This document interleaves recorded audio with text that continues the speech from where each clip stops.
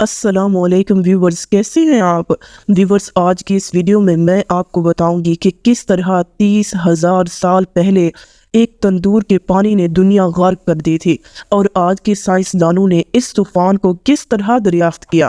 تو چلیے میرے چینل کو جلدی سے سبسکرائب کر لیجیے۔ ویورز، جدید محقق اور سائنسدان بالخصوص مغربی مفکرین ایک عرصے تک طوفان نوح کے منکر رہے، لیکن 19ویں اور 20ویں صدی عیسوی میں ہونے والی تحقیق اور بعض دریافتوں کے نتیجے میں وہ یقین کی اس منزل پر پہنچ گئے کہ ہزاروں سال قبل ایک ایسا طوفان آیا تھا جس نے روئے زمین کی ہر شے غرق کر دی تھی۔ جب کئی سالوں بعد پانی خشک ہوا تو سمندروں اور خشکی نے نئی شکل اختیار کی اور انسان نے ایک بار پھر زندگی کا آغاز کیا۔ تو 19ویں صدی میں ارارات یعنی کوہ جودی دریافت ہوا، پھر نوح کی کشتی کا سراغ ملا، جبکہ 12 ستمبر 2000 کو ماہرین آثار قدیمہ نے بحیرہ اسود کی تہہ میں سطح سمندر سے 300 فٹ نیچے انسانی ہاتھوں کے بنے ہوئے ایک ڈھانچے کے کچھ حصے دریافت کر لیے، جس سے ان کے ان نظریات کو تقویت ملی کہ کم و بیش 7,500 قبل مسیح میں ایک ایسا طوفان آیا تھا جس کا ہجوم اور تباہ کاریاں عقل انسانی کو مات دیتی تھی۔ ویورز، اس ڈھانچے کے ساتھ لکڑی کے کچھ تختے، شہتیر درختوں کی شاخیں اور لکڑی کے ایسے ٹکڑے بھی ملے جنہیں بحیرہ اسود کی 7,000 فٹ اتھاہ گہرائی میں ہونے کے باوجود سمندروں کی تشکیل سے اب تک کیڑے مکوڑوں یا پانی کے نمکیات نے کوئی نقصان نہیں پہنچایا۔ ویورز، اب آپ سوچیں گے کہ یہ کیسے ممکن ہے؟ ویورز، مہم کے نگران اعلیٰ رابرٹ ڈی بلیئرڈ اس انکشاف پر حیران رہ گئے۔ بقول اس کے، ہم تصور بھی نہیں کر سکتے تھے کہ اس قدر گہرائی میں ہونے کے باوجود لکڑی اتنی چمکدار اور محفوظ ہوگی۔ ویورز، صرف یہی نہیں بلکہ جوں وہ مزید نیچے اترتے رہے، لکڑی کی چمک دمک بھی بڑھتی رہی۔ محققین نے بحیرہ اسود سے ہونے والی اس دریافت کو قدیم ترین جہازوں کی غرقابی اور ایک ناقابل یقین حد تک عظیم طوفان کے پس منظر میں دیکھا ہے۔ ویورز، 12 ستمبر 2001 کی دریافت سے چند روز پہلے بلیئرڈ کی ٹیم ترکی کے ساحلی شہر سینوب سے 12 میل مشرق میں مصنوعی آلات کے ذریعے سمندر کی تہہ کا جائزہ لے رہی تھی۔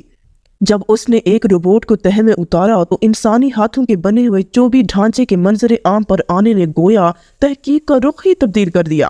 دوستو، 311 فٹ کی گہرائی پر روبوٹ نے 39 فٹ لمبی اور 13 فٹ چوڑی ایک مستطیل عمارت کی نشاندہی کی، جو کہ ایک اچھے خاصے باڑے کے برابر تھی۔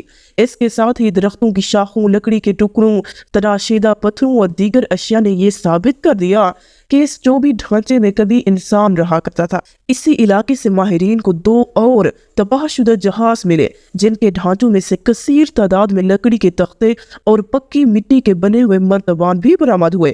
اس طرح کے مرتبان ویورز قدیم زمانوں میں زیتون کا تیل یا شراب جیسی لیکوڈ چیزوں کی نقل و حمل کے لیے استعمال ہوتے تھے۔ ویورز، ولیم ریان اور والٹر مین کی کتاب نوح کا طوفان اس کی جانے والی تحقیق کا سالڈ ثبوت ہے۔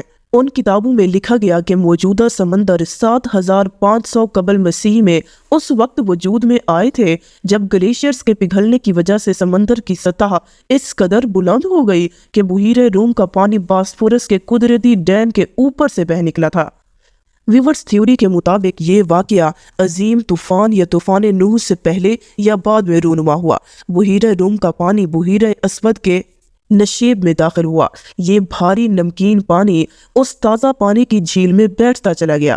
دوستو، اس نظریے کے تحت تازہ پانی نے نمکین پانی کی صورت اختیار کر کے محض 2 سال کے عرصے میں نہ صرف جھیل کی سطح بلند کر دی بلکہ ہزاروں مربع میل کا علاقہ اس کی آبادی سمیت تباہ کر ڈالا، جس کے نتیجے میں کروڑوں انسان مارے گئے اور لاتعداد درخت، پودے اور جانور اس کی نظر ہو گئے۔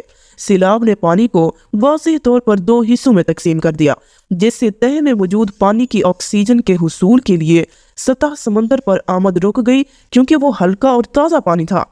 چنانچہ نسبتاً کم تازہ پانی بحیرہ روم کے پانیوں کے اوپر رک گیا، جو خود تو قدرتی طور پر آکسیجن حاصل کرتا رہا لیکن نیچے کی سطح اس سے محروم رہی۔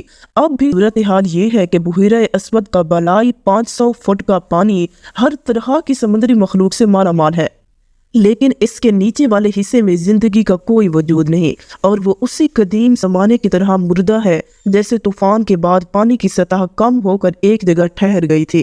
दोस्तों लुत्फ की बात यह है कि बाइबल और तौरात भी तूफान नूह की गवाही देती हैं, ताहम उनके मुहक्किकीन तूफान को बिला इत्तफाक एक रिवायत करार देते रहे। लेकिन बाज़ हकीकत पसंद मगरबी मुफक्किरीन अब भी इसी कोशिश में मुब्तला है कि वो इस तूफान को क्या रंग दें।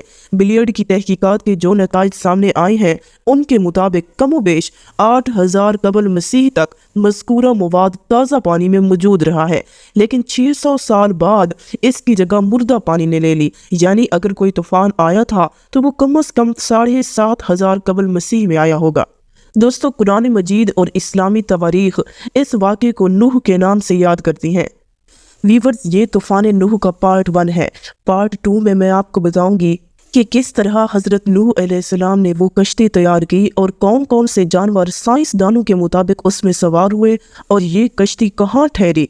वीडियो पसंद आई हो तो मेरे चैनल को जल्दी से सब्सक्राइब कर लीजिएगा और पार्ट 2 को भी ज़रूर देखिएगा। अल्लाह हाफ़िज़।